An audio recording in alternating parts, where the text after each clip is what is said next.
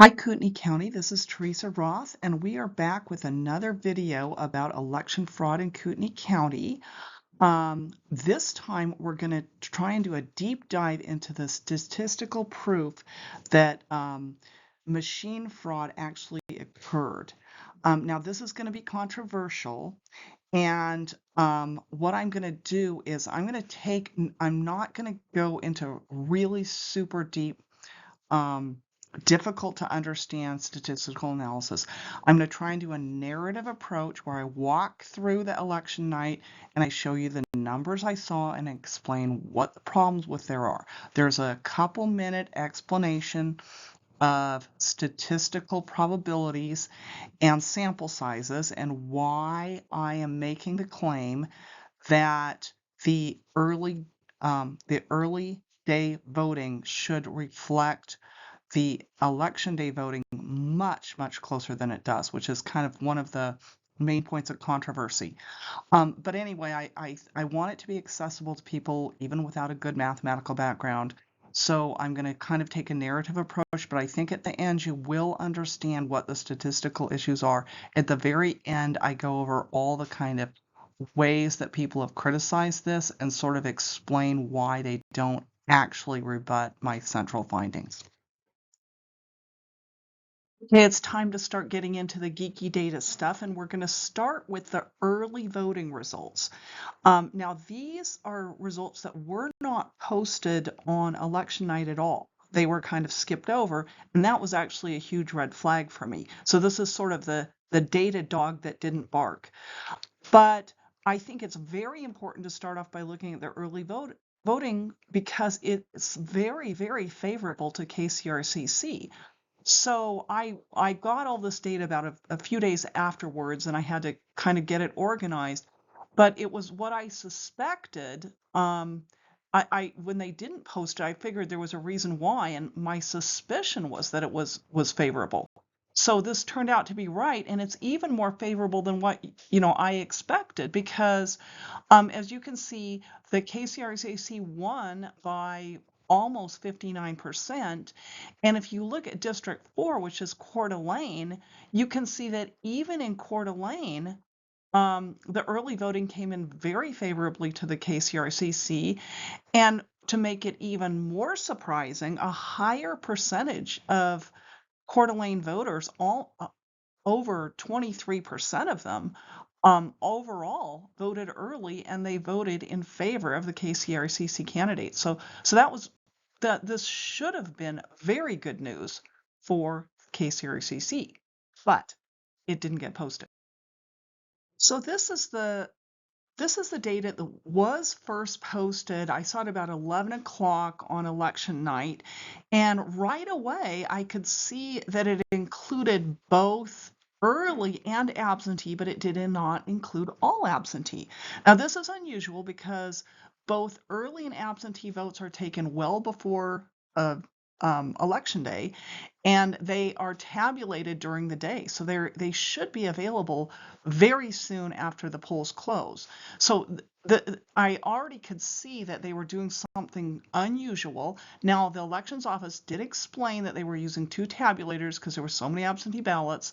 And so these results were only from one tabulator. But it still struck me as odd. So when I went to bed, I just knew that there was something funny about the race and funny about the way they were proposing the data, but I didn't really know what was going on. Okay, so this is a slide I showed in my previous video, and this is a slide which I saw as soon as I woke up in the morning and saw that the final results exactly matched the initial results I'd seen the night before. This was just a huge red flag. It really got my attention, and it was sort of like an undeniable sign of almost certain fraud, because not only is it statistically virtually impossible, especially since none of the other races were even close. And all three of these matched within 0.25%, which is just incredible. But it also is very much, if you know how election fraud algorithms work in machines, they need sort of a set point. So you give the tabulator computer a set point, and then it will massage the data in a sort of indetectable way, adding, flipping votes where needed, and even making fraudulent scans where needed to converge towards this final outcome.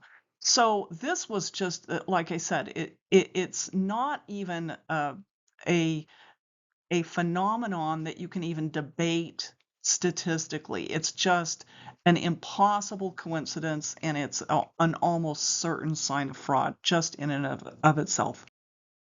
So this upper chart shows the data as it was actually tabulated at the Kootenai Elections Office. First, the early ballots were tabulated, and those should have been done sometime during the day. And those are the ones that came in very, very favorably for KCRCC. The absentee ballots, as always, really favor the Rhino, and you can see R1 is where that first report was done. And that's the one that kind of made me wonder what was going on. You can also see that input actually matches perfectly the KCRCC output. And then you can see the NIR candidates numbers improving and the KCRCC numbers going down until all the absentee ballots are counted. Then they start going up again. Now, this is because they actually were favorable. The election day ballots were actually favorable to the KCRCC candidates, and that's why they're going up. And they continue to go up until they reach that set point. And at that point, in the last 34 precincts, they just flatten out to almost nothing. So that is the same type of pattern you see in other fraudulent elections. This is not a very good graph, but it shows the same sort of thing where you're injecting votes in that are very favorably towards your chosen candidate. Usually the absentee votes, mail-in votes are usually almost always favorable to the candidate who's cheating. Then you get him to the point where he needs to be, and at that point you just have everything be somewhere around 50% so that you can hold that data at the set point. So that is we're seeing here something very, very similar to what we've seen in cheats all over the United States. We've just never seen them before in Idaho. Okay, so now we're going to jump into the really statistical and controversial part of my findings. These are the parts that people are going to argue with and dismiss. And I just need to give you a little bit of background into statistics and kind of explain things in layman terms about what is being claimed. And yes, I absolutely agree. Statistics can be manipulated, and I know that people, it's easy to just not trust anybody or to listen to sort of narrative things that don't have any data behind them. But what we're going to try and do is sort through the smoke. Okay, so the things that you need to know is that sample size really matters a lot with statistics, okay? And I'm going to kind of do a black and white ball example. Okay, you've got 10,000 black and white balls, and you want to figure out what the real ratio is. That maybe the real ratio is 30-70, and you don't know that. You want to figure this out by sampling. You take 10 balls. That's just not a big enough sample size. You're going to probably get something reasonably within 20 or 50, 20%, but that's useless. How about if you take 100 balls out of a sample size of 10,000? You're probably going to get a lot closer. You're probably going to get, within 10 or 15%, but you're still not going to know. But if you take a sample size of 1,000 balls out of 10,000, you're going to get a pretty darn good statistical correlation that's probably within a few percent. And if you take 2,500 of those balls, and you count those and you base your statistical, prediction on the other balls from that one, you're going to get really, really, really good correlation. The only way that that correlation is not going to hold up is if there's some physical reason why that the huge number of balls you took was non-representative. For example, if the black balls are a lot heavier than the white balls and they fall into the bottom of the bin and you took all your balls off the top of the bin, that could be, sampling error, and that could give you an invalid sample. But if there's anything resembling a representative mix, then that sample size that big is going to be reliable. So my claim is that which I'm going to do earlier, is that the early voting and the E-Day voting should have correlated much better than they did. And by default, because of these huge numbers, because the early voting was 25% of the entire population of in-person voting, that should be the default. And it is the people who are denying or saying, oh, that 9% differential doesn't matter, it's nothing, it's easily explained. It's really the burden of proof is on people who claim that this 9% differential is explainable. It's their job to explain. So by default, they should match. Okay, so now that we know all about statistics, we can look at these actual early to E-Day differences that I've been complaining about so much. As you can see, there's obviously at the top level that you're dropping from 59, almost 59% to just over 50%. But the difference among these districts are sometimes even more dramatic. And some of these are very conservative. I know like District 2 is extremely conservative. It's, Athol, it's kind of the ruralist area. And it's all of a sudden dropping all the way to just barely supporting the KCRCCs at barely over 50. This is a district that voted over 80, over 85% for Trump and all the other Republican candidates. And also District 3 and District 5, these types of drops of almost 10% in just a week. Now, again, the early voters are 25% of all in-person voting. A week later, there's just a huge difference in how these people are voting, and it just doesn't make sense. It doesn't add up. And I also wanted to point out that with a variation of anything less than 3%, all three KCC candidates would have won. And I believe with a variation of less than 5, 2 out of the 3 would have won. So you really had to go way up here to 8 in order to get all 3 candidates to lose. So the whole thing is very, very suspicious, and I don't think it can be explained. So this is my slide that shows all of the other races that I could get that were two-way. It had to be a two-way race. I had to turn Trump into a two-way race because these numbers don't hold up except in a two-way comparison. And I also sort of this data I was taking the data from the loser rather than the winner in most of these cases. So but it doesn't matter because the difference is the same.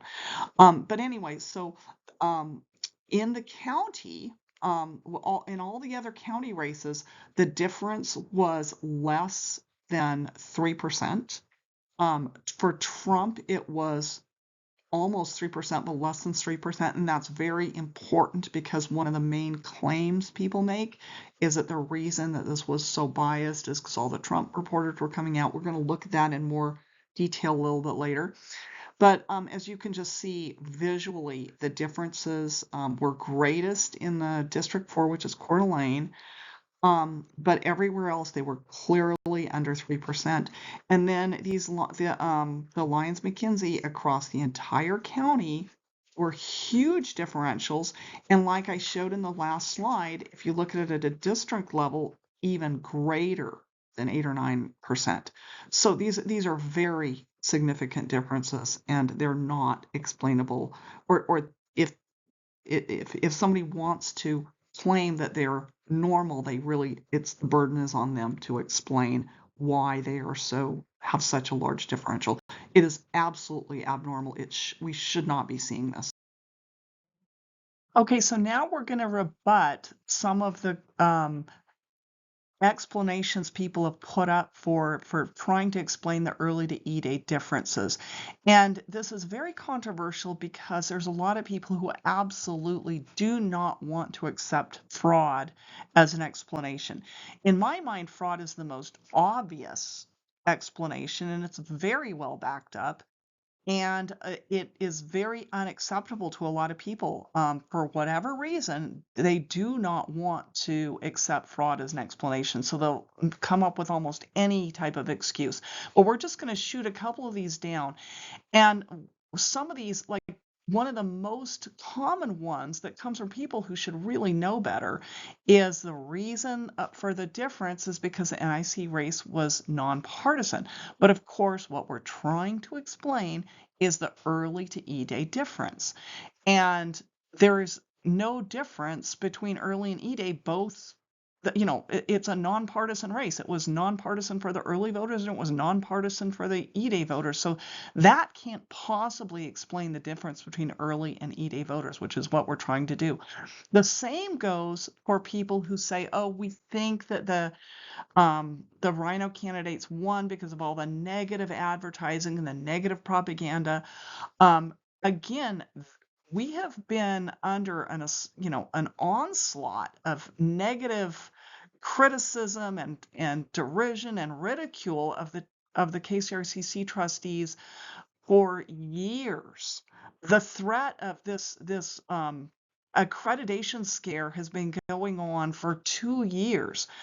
And this can't, and everybody in Kootenai County is aware of it and has already processed it. Either they really are worried for accreditation and feel that if they don't vote for the NIR candidates, we're going to lose accreditation, or they think it's a bunch of bunk. This is something that is not, it cannot possibly explain the early to E-Day voting. Now, somebody said, oh my gosh, there was a last minute anti-KCRCC text and that went out the day before voting day, but that can't possibly have flipped 9%. That's just crazy. I mean, you can believe whatever you want to believe, but when all of Kootenai County has been under so much pressure for so many months with all this KCRCC propaganda, it's just crazy to think that one text is going to flip at 10%. That just can't happen. So there are a few more explanations that have been put forward to try and explain the early to E-Day differences, but they're pretty easy to rebut. Starting with numerous people have said, just without any proof, that early voters are more conservative, so they're more inclined to vote for KCRCC candidates. This is actually demonstrably false. What we know for certain is that people who live near Coeur d'Alene are significantly more likely to vote absentee than people in the most conservative outlying districts. So there's just no basis at all. There's no experience in the past of early voters ever being more conservative. What is true is that Trump did mention at numerous of his rallies to encourage people to vote early.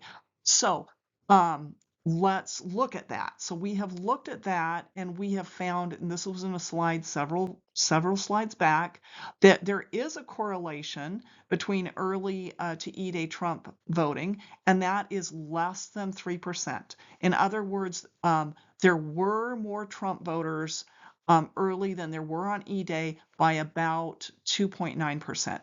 So that could explain something. It's complicated because not all Trump voters actually voted for the KCRCC candidates, but it could explain 2 to 3% difference, but it doesn't come close to to explaining the 8 or 9% difference. Another explanation, which is really no explanation at all, is people who argue that early voting cannot predict E-Day voting because it's too complicated. There's too many factors. There's too many ages. There's too many genders. There's too many precincts. And that basically is just throwing up your hands and denying reality, because statistics can't do much, but it certainly can integrate many different factors over large sample size and give very good predictions of what voter behavior should be. So you can ignore that. You can believe whatever you want. You can deny till the cows come home. But the truth is, fraud is the best explanation for this very large difference. There's all sorts of reasons why fraud really looks like it's the best explanation. So you can believe whatever you want, but nobody has come up with any better explanation. Okay, we'll end up with just one final statistic, which we've not brought up before, but it sort of buttresses our argument that the early and E-Day data should match much more closely. And that is, in the previous slides, I have ignored the undervotes and just calculated the percentages, because that's what you see in the results. You see that, it's 48 to 52. It doesn't count the undervotes. So when you do count the undervotes, it's very, very interesting, because what you see is that for early and election day voting, the percentage of undercounts in all three races is virtually identical. It's all well within 1% and sometimes much lower, while the candidate data swings wildly by at least 7% for every single race, and sometimes more. So this is kind of more proof that the early and election day votes should match much closer than they do. So we've seen proof from the first results matching identically the final results, which is a statistical impossibility. Second, from a very suspicious and unexplained difference in early versus E-Day candidates. And finally, in the fact that the undercounts are actually in fact identical for those two. So all taken together, I think this is a pretty compelling proof that of fraud, election fraud in Kootenai County.